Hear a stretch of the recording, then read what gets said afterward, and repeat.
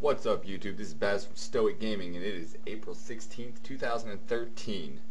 We got a lot of stuff to talk about today. Elder Scrolls Online started off with 20 minutes of gameplay footage leaked, and I usually don't endorse people breaking NDA and leaking all this kind of stuff. I mean, let's be honest though, like 20-30% of the time it's usually the company that leaked it to drum up a little bit of hype about their game anyways. But I did watch the footage. It's since been taken off of YouTube, obviously. I found some crazy Russian website that had it available, and I watched the footage, and I gotta say, I'm pretty impressed.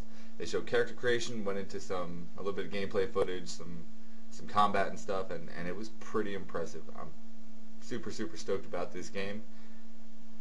And if I get into the beta, I'll let you know that I'm in the beta. I won't be able to say anything about it until NDA is lifted, but you can definitely look for streams coming from that. As soon as NDA is lifted, if I'm in it, I usually get in it. But if I'm in it, I will be streaming it on twitch.tv/stoicgaming, so look for that there. Another thing that's been coming out, I've been tracking this game for quite some time. It's a game called Starbound. For everybody knows Terraria, one of the guys used to be part of Relogic when they made Terraria, and they broke off and started their own game called Starbound. And it's playstarbound.com. So I've been tracking this game for like a year now, probably, as they've gone through production and stuff and kept their blog and forums and all that kind of good stuff. And it's kind of crazy the quality control that they put into this game. That's a good phrase to say. They've really put a lot of effort into making this game feel like more than just Terraria. Terraria, in comparison, feels kind of like it's one level of this bigger, larger game that is Starbound. You'll be able to travel to different planets. Every planet's procedurally generated, from the fauna to the creatures on the planet to resources on the planet.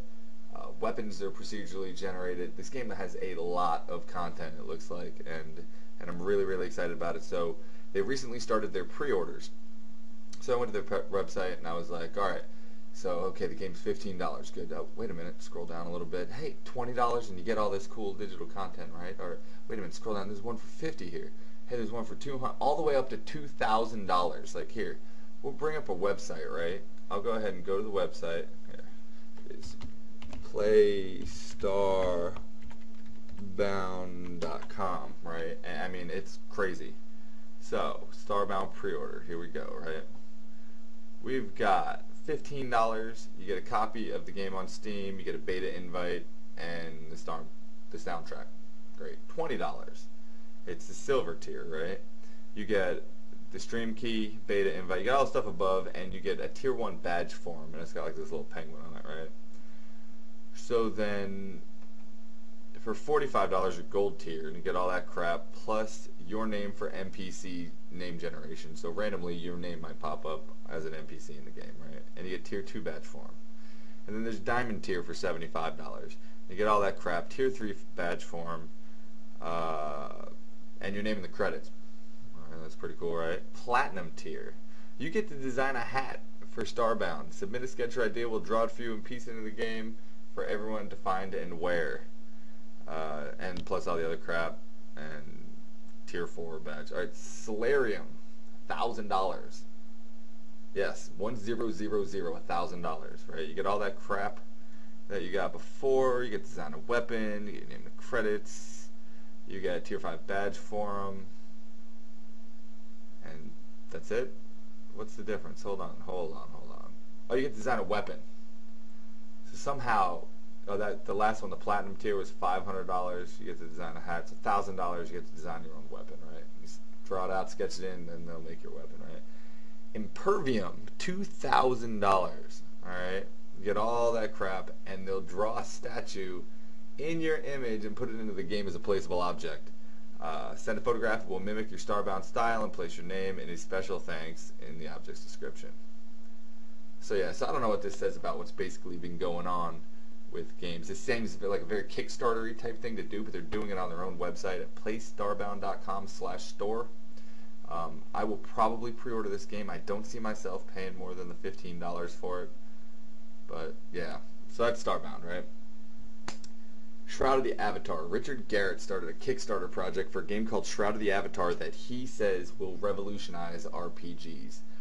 It sounds very much like it's got kind of a DayZ style thing going on, where it is servers, and you kind of join a server, and you can pick how many people you're going to play with, who you're going to play with, your friends, blah, blah, blah. So I like Richard Garrett, big Ultima UO fan back in the day. Never got to play Tabula Rasa. I'm in the Army, and I was stationed in Iraq while that game rise and fell, so I never really got to play it. That kind of made me sad.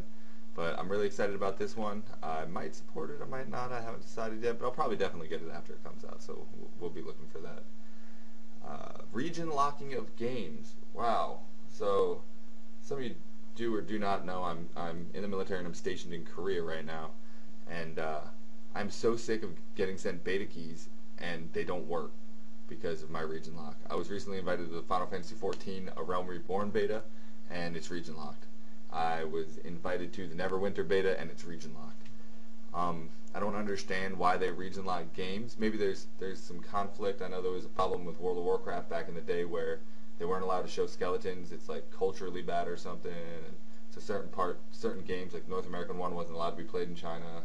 There's some stuff like that, and I'm in Korea right now, so there could be some cultural stuff like that. But you know what? I will happily make an account with my social security number and all this stuff, and like set it all up so they know that I'm an American person that's allowed to be playing this North American game. So it'd be awesome if somebody in the game industry kind of got the memo out there that there's a lot of soldiers that are overseas that would really like to be playing some of these games, especially when you invite me to a game. Make sure that I can play the game. So enough about that. Rise of the Hutt Cartel. Haven't played Star Wars The Old Republic since it came out, and I played it for like 4 months after launch. Once the server merges went down, there was a whole... I got upset. I got a little jaded and I left. So I was like, oh, Rise of the Hutt Cartel's out, right? So I'm going to get it and I'm going to download it and I'm going to play, and I started a new character, so I didn't get to notice anything. But I got a really cool Chiss Jedi.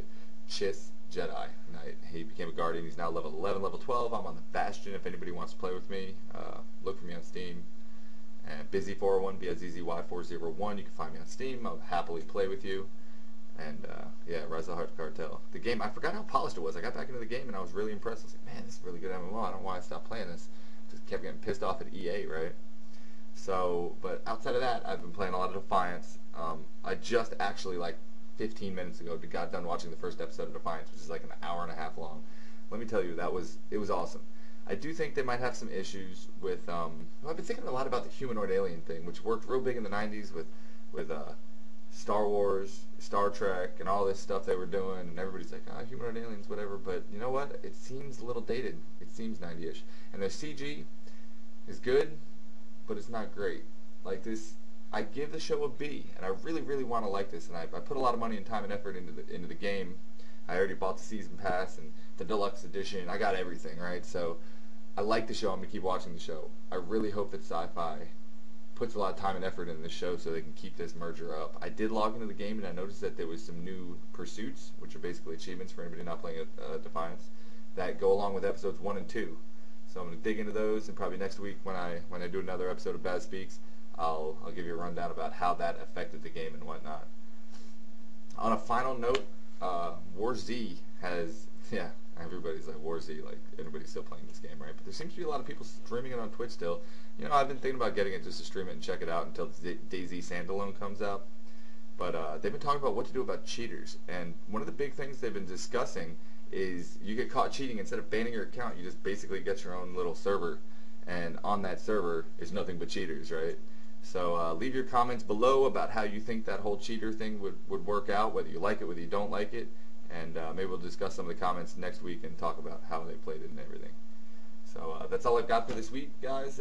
Take it easy, and find me in game. Follow me on YouTube, Google+, Facebook, and Twitter. On one of these sides somewhere, there's a bunch of links, and you can come follow me. Watch the show on twitch.tv/stoicgaming, and I'll see you when I see you.